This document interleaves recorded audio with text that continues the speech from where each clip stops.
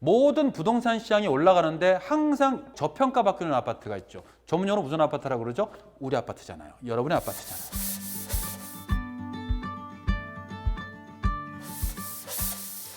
네, 안녕하세요 여러분, 반갑습니다. 현대문센TV를 방문해 주셔서 감사합니다. 저는 현대백화점 19년차 재테크 강사 서기수라고 합니다. 자, 오늘은 분양가 상한제, 민간택지의 분양가 상한제. 가장 쉽게 말씀드리면 정부가 분양가를 택지비하고 건축비하고 감안해서 분양가의 리미티드를 줘서 정부가 분양가를 컨트롤 하는 거죠. 그러면 인근의 아파트보다 분양가가 쌀까요? 비싸질까요? 훨씬 싸집니다. 그러면 분양가가 인근의 아파트보다 싸니까 인근의 아파트가 우리보다 더 싼 아파트가 분양이 되네? 얘가 가격이 떨어질까요? 싸게 분양한 얘가 가격이 올라갈까요? 얘가 가격이 올라가겠죠. 그래서 분양가 상한제가 시행이 되면 일시적으로 분양가가 싸지니까 아파트 시장의 안정화가 되는 것 같이 보이기는 해요.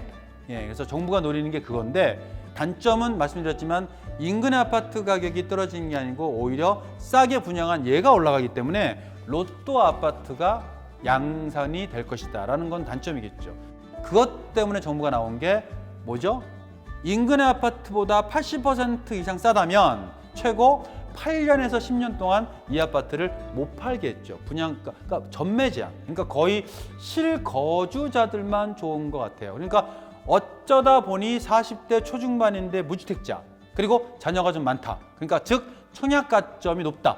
이런 분들이 제가 보기에는 최대의 수혜자가 아닐까 싶고요. 그래서 부동산 시장이 앞으로 정부가 건축비하고 택지비를 감안해서 분양가를 컨트롤한다. 이게 큰 맥락인 것 같고요. 그래서 이거를 알고 계시고, 과거로 봤을 때는 분양가 상한제가 시행이 됐을 때 약간 가격이 소폭씩 떨어진 건 사실입니다. 근데 중장기로 본다면 역시 분양가 상한제가 크게 부동산 시장을 좌지우지하지 않았다라는 거죠. 그래서 제가 원하는 거는 명확하게, 너무 흔들리지 마시고요. 명확하게 부부의 방향성을 일단 세팅하시고 그거에 맞춰서 가시는 게 저는 좋지 않을까 생각을 듭니다.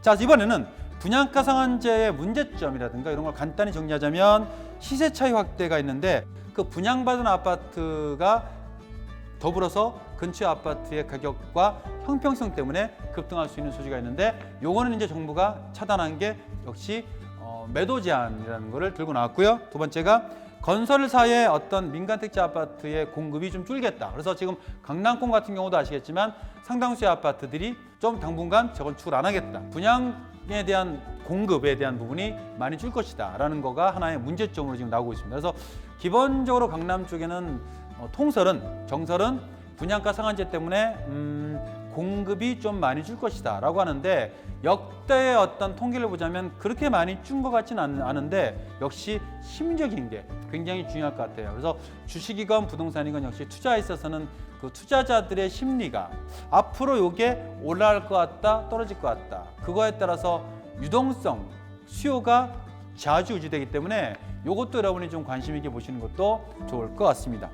자, 그래서 분양가 상한제 때문에 웃는 사람들이 누구냐 했을 때 제가 봤을 때는 역시 정비사업 단계에서 중도 하차, 그러니까 아파트를 분양받지 않고 중간에 나는 그냥 현금으로 받겠다, 현금 청산하시는 분들, 여러분들이 조금 긍정적으로 볼 수 있을 것 같다는 생각이 들고요. 두 번째가 분양가 상한제 때문에 공급이 좀 줄 거기 때문에 최근에 2, 3년 사이에 입주가 된 새 아파트들 같은 경우에는 호재일 수 있겠다는 거죠. 그래서 최근에 입주가 끝난 새 아파트들도 하나의 수혜를 볼 수 있겠다라는 것도 여러분이 관심 있게 보시는 것도 좋을 것 같고요. 그 다음에 계속 지고지순하게 청약만 바라보고 아까 말씀드렸지만 거의 40대 초반까지 갔었는데 무주택자이신 분들, 그러니까 무주택 기간이 굉장히 길고요.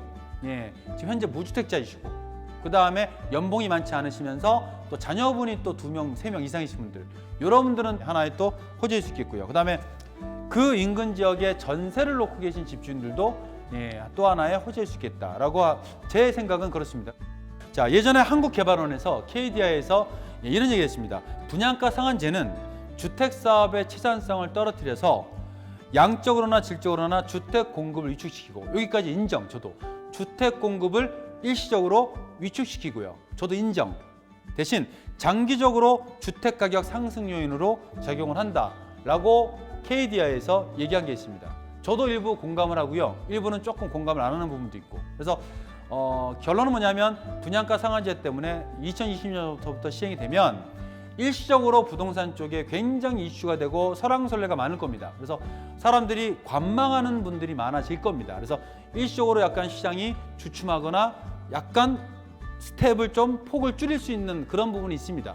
대신 장기로 간다면 적어도 5년 이상 갔었던 정책은 없었어요.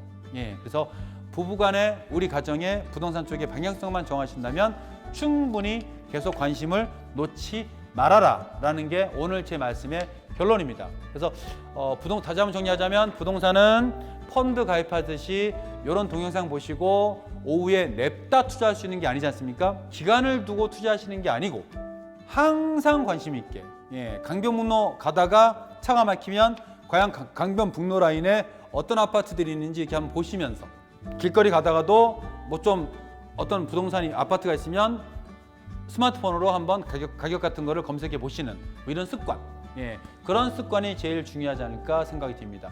여러분들 부자들도 L이 있고 일반인도 L이 있는데 부자들의 L은 라이프입니다. 그분들은요 몸에 배어 있다니까요.